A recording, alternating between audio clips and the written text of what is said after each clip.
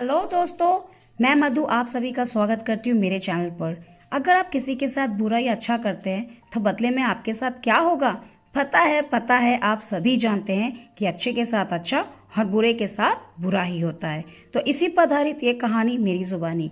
तो आइए शुरू करते हैं। एक औरत अपने परिवार के सदस्यों के लिए रोजाना भोजन पकाती थी। एक रोटी वह वहां से गुजरने वाले किसी भी भूखे के लिए पकाती थी। वह उस रोटी को खिड़की के सहारे रख दिया करती थी, जिसे कोई भी लेकर खा सकता था। एक बूढ़ा व्यक्ति रोज उस रोटी को लेकर जाता। उस औरत को उस रोटी के बदले में धन्यवाद कभी नहीं बोलता था। वह अपने रास्ते पर चलता हुआ कुछ इस तरह बड़बड़ाता, जो तुम बुरा करोगे वह तुम्हारे साथ रहेगा, और जो तुम अच्छा करोगे वह तुम तक लौट के आएगा। दिन गुजरते गए और सिलसिला चलता रहा। वह बूढ़ा व्यक्ति रोज रोटी लेकर जाता रहा और इन्हीं शब्दों को बड़बड़ाता रहा। वह औरत उसकी इस हरकत से तंग आ गई और मन ही मन खुद से कहने लगी, कितना अजीब व्यक्ति है, एक शब्द धन्यवाद का तो देता नहीं है और ना जाने क्या क्या बड़बड़ाता रहता है। मतलब क्या है इसका। एक दिन क्रोधित होकर उसने एक निर्णय लिया और बोली, मैं इस बूढ़े व्यक्ति से निजात पाकर रहूंगी।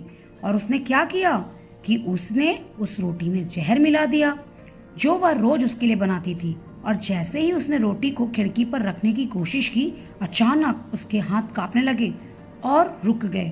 और वह बोली, हे भगवान, मैं ये क्या करने जा रही थी। और उसने तुरंत उस रोटी को चूल्हे की आंच में जला दिया। एक ताज़ा रोटी बनाई और खिड़की के सहारे रख दी। हर रोज की तरह वह बूढ़ा व्यक्ति आया और रोटी लेकर जाने लगा और बड़बड़ाने लगा, जो तुम बुरा करोगे वह तुम्हारे साथ रहेगा, और जो तुम अच्छा करोगे वह तुम तक लौट के आएगा।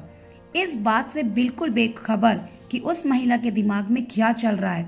हर रोज जब वह महिला खिड़की पर रोटी रखती थी तो वह भगवान से अपने पुत्र की सलामती और अच्छी सेहत और घर वापसी के लिए प्रार्थना करती थी, जो उसका पुत्र अपने सुंदर भविष्य के निर्माण के लिए कहीं बाहर गया हुआ था।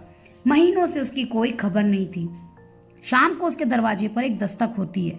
वह जैसे ही दरवाजा खोलती है भौचक्की रह जाती है जब अपने बेटे को अपने सामने खड़ा देखती है। वह पतला और दुबला हो गया था, उसके कपड़े फटे हुए थे और वह भूखा भी था। भूख से वह कमजोर हो गया था। जैसे ही उसने अपनी माँ को देखा, उसने कहा, माँ, यह चमत्कार है कि मैं यहाँ हूँ।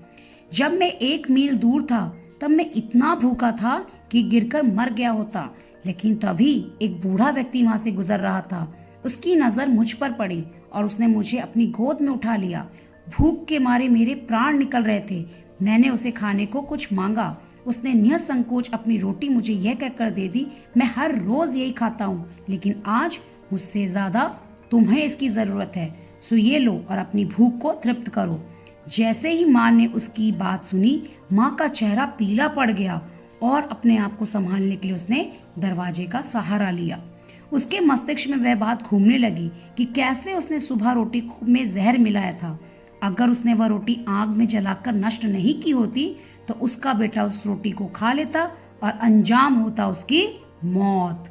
इसके बाद उसे उन शब्दों का मतलब बिल्कुल स्पष्ट हो चुका था कि जो तुम बुरा करोगे वह तुम्हारे साथ रहेगा, और जो तुम अच्छा करोगे वह तुम तक लौट के आएगा।